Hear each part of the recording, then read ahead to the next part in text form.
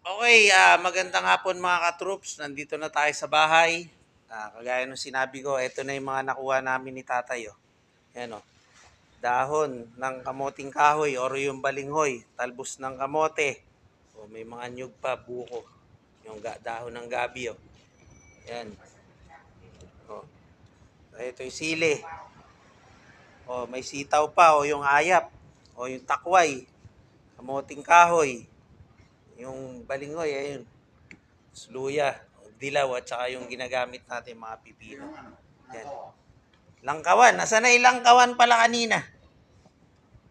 Saan ko ba nailagay yun? Oh, ito. Ito ba itsura nun? Manghang to eh, no? O yan. Ito yung ginagamit sa ano, sa usawan, no? Sa bagong. Masarap to. Ayun, binabalatan na ng pamangking ko. Hi ka, hi. Hi. Okay, salamat mga ka-troops. Bye-bye you.